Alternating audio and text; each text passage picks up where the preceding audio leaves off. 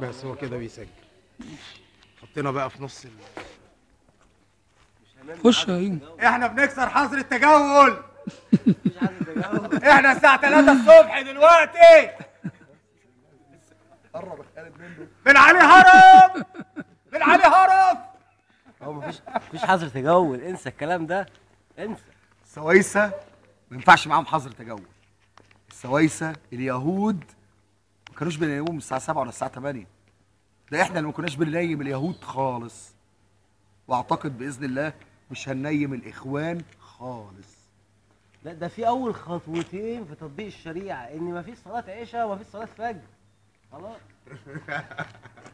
كده يعني حظر التجول. طب كان على الاقل يعني مع حكم الاخوان كان قال حظر التجول مش من الساعه كذا للساعه كذا، كان قال عقب صلاه العشاء الى صلاه الفجر، حتى عشان ربنا حتى يتقبل منه. احنا كاسرين الحظر دلوقتي في السويس. ايه رايك في الحظر وانت مش من السويس؟ ايه رايك في الحظر؟ مش معقول طبعا، ما يحصلش. ولا في السويس ولا في السويس ولا في اي محافظه.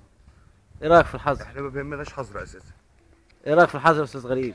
هو ممكن يعمل حظر بول لكن مش حظر تجول. ايه رايك في الحظر يا استاذ علاء؟ الحظر ده عند امه. شكرا. حلو حظر بول دي.